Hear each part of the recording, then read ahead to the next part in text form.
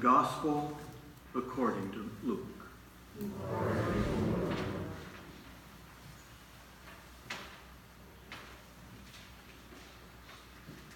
Tax collectors and sinners were all drawing near to listen to Jesus. But the Pharisees and scribes began to complain. This man welcomes sinners and eats with them. So to them, Jesus addressed this parable. A man had 2 sons, and the younger son said to his father, "Father, give me the share of your estate that should come to me." So the father divided the property between them. After a few days, the younger son collected all his belongings and set off to a distant country, where he squandered his inheritance on a life of dissipation. When he had freely spent everything, a severe famine struck that country, and he found himself in dire need. So he hired himself out to one of the local citizens, who sent him to his farm to tend the swine. And how he longed to eat his fill of the pods on which the swine fed, but nobody gave him any. So coming to his senses, he thought, "How many of my father's hired workers have more than enough food to eat? But here am I, dying from hunger. I shall get up and go to my father, and I shall say to him, 'Father, I have sinned against heaven and against you. I no longer deserve to be called your son. Treat me as you would treat one of your hired workers.' So he got up and went back to his father.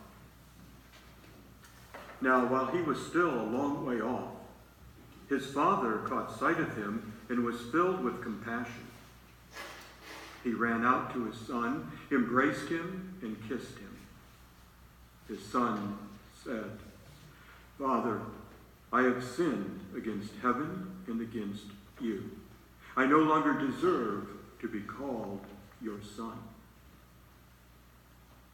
But his father ordered his servants, 'Quickly, bring the finest robe and put it on him. Put a ring on his finger and sandals on his feet. Take the fatted calf and slaughter it. Then let us celebrate with a feast, because this son of mine was dead and has come to life again. He was lost and has been found.' Then the celebration began. Now the older son had been out in the field, and on his way back, as he neared the house, he heard the sound of music and dancing. He called one of the servants and asked what this might mean. The servant said, 'Your brother has returned, and your father has slaughtered the fattened calf, because he has him back safe and sound.' The older brother became angry, and when he refused to enter the house, his father came out and pleaded with him. But he said to his father in reply, 'Look, all these years I served you, and not once did I disobey your orders. And yet you never gave me even a young goat to feast on with my friends. But when your son returns, who swallowed up your property with prostitutes, for him you slaughter the fatted calf.' The father said, 'My son, you are here with me always, and everything I have is yours. But now we must celebrate and rejoice, because your brother was dead and has come to life again. He was lost and has been found.'"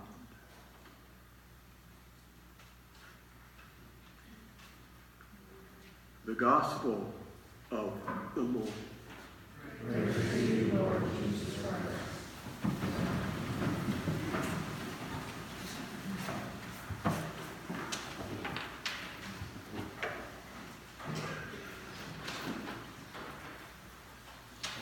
That gospel parable you just heard is referred to as the story of the prodigal son. And I think it is interesting that it is called the prodigal son, because the word prodigal appears nowhere in the story. In the dictionary, there are two definitions of prodigal. The first definition is exceedingly wasteful. The second definition is extremely generous. The prodigal son is the title given to the parable that Jesus told. But here is the question I ask. To whom did he tell it? To whom was Jesus addressing the parable? The answer to that question is found in the very first sentence of the gospel passage. As Luke says, tax collectors and sinners were all drawing near to listen to Jesus. But the Pharisees and scribes began to complain, saying, "This man welcomes sinners and eats with them." So to them, Jesus addressed this parable. St. Luke makes it very clear that Jesus addressed the parable to the scribes and the Pharisees. The scribes and Pharisees were interpreters of Jewish law. They were the ones who had the responsibility of making judgments and decisions about what human behavior was right and what human behavior was wrong.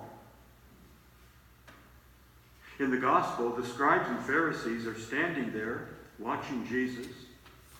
They are not happy about what they see and hear because Jesus is teaching.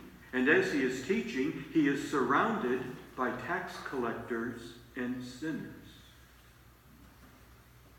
So the Pharisees and scribes take offense at this. And they grumble and they complain. This man welcomes sinners and even eats with them. So Jesus looks directly at them and said, "Let me tell you a story." And then Jesus tells the story of the prodigal son. Now that story of the prodigal son, I think, is a wonderful and powerful story for two reasons. There are two applications of that parable to our lives today. The first and obvious application is this.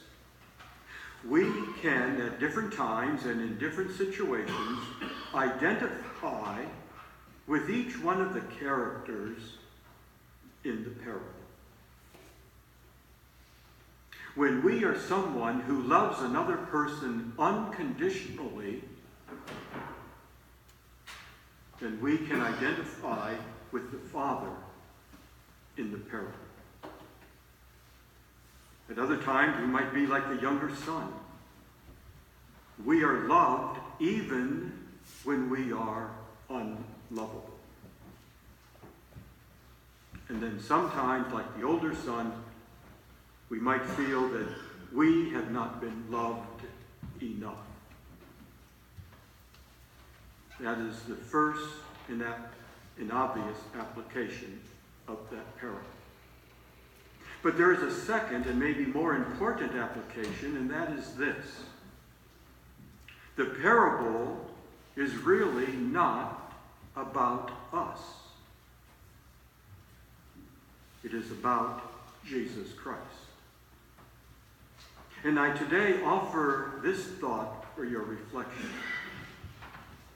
Could the title of that parable, Prodigal Son, refer to Jesus Christ.